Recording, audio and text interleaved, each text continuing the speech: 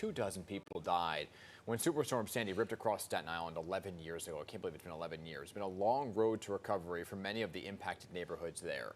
Coastal resiliency projects are hoping to keep history from repeating itself. And joining us this morning to discuss just how much progress has been made on that front is Staten Island Borough President Vita Fossella. So good morning, Borough President. Thank you for being with us this morning. My pleasure. Thanks for having me. Yeah, so let's do that update right now. There's still work being done along the east and south shore of Staten Island to prevent more flooding like that we saw 11 years ago. So where do those projects stand right now? And is Staten Island ready, though? Should another powerful storm hit us? So that was a tragic day, and I grew up along the water in a place called South Beach, and that whole waterfront to the South Shore was devastated, and people lost their homes, people rebuilt. But there has been some progress, and there's more to come, right? So on the South Shore in the Tottenville, Princess Bay area, something called breakwaters, and those were islands that are being built off the shore to prevent the surge or to help alleviate when a surge occurs. But the big project that's coming down the pike is they call the seawall that will run for miles along, again, starting around South Beach and run towards Oakwood Beach. And that will be effectively a wall to prevent what would have been Hurricane Sandy 2. So that will start hopefully within the year to get going. And that, as you can imagine, big project involving city, state, and federal agencies. But that's the big one coming down the line. All right, good. I can never get this image out of my mind of a woman reaching through the window of her home. It had been turned over, trying to pull pictures out of flooded waters. It was so heartbreaking to see. So I'm glad to see something's being done about it. I want to talk about the other big story for Staten Island and the city, really, and that's the migrant crisis. As you know, Mayor said New York City is out of room for asylum seekers. Been saying it for quite some time, saying all options are on the table, including possible tents. So you went to court to get the shelter at St. John's Villa Academy shut down on Staten Island. Do you think that other people will now follow suit? And where could they go if not? So we said it about a year ago, right, when the first migrants came to Manhattan, but specifically to Staten Island. We said it was going to be unsustainable.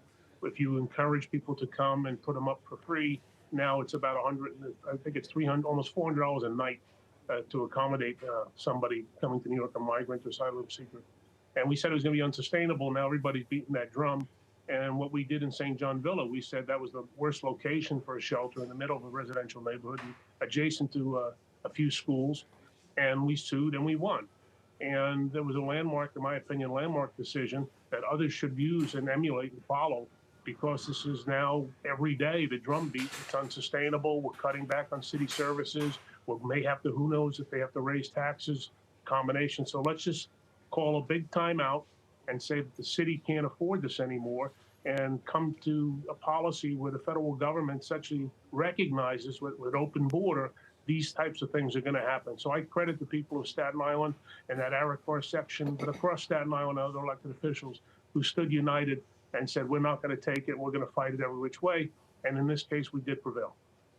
Well, you stopped that shelter from opening, but you're also involved in another high-stakes court battle concerning congestion pricing, which a lot of people are upset about. You say the tolls would obviously unfairly impact Staten Island residents. So where does it stand right now, the lawsuit? So, and there, by the way, just on the migrant crisis, we still have another battle in a place called Midland Beach, was assisted living facility. So we still have that battle on our hands, and we're not going away there. But with respect to congestion pricing, Staten Islanders have probably one of the worst commutes in the country, and we pay a toll, as you probably know. For those who don't, we pay a toll to get off Staten Island, and we pay a toll to get into Manhattan. So we already paid two tolls to get into Manhattan, and now the MTA wants to impose a third with congestion pricing, which was absurd. And by their own studies, they said that air quality in Staten Island will get worse if congestion pricing is implemented, traffic will get worse, and we'll have to pay. So for all those reasons, it's a three-time loser for us. We have basically been researching the best possible legal arguments, and we plan to announce it very soon. Very similar to what New Jersey did, because New Jersey also filed a lawsuit saying, hey, you know, this is against the law here. But they're not sure if it's actually going to go further than that. Are you kind of emulating what they're doing? So actually, when New Jersey first filed, I spoke with the attorneys, and New Jersey just has a different path, a different legal action. That's what I was told. So as much as I wanted to piggyback on the Jersey litigation, it was determined that we were best to go alone. So that's what we've been doing. They have their own legitimate, I think, nuanced arguments, and so do we. And I just keep getting back to how could the MTA intentionally, through their own studies, say we're going to make air quality worse, we're going to raise your tolls, and we're going to increase traffic. I thought congestion pricing was about reducing congestion.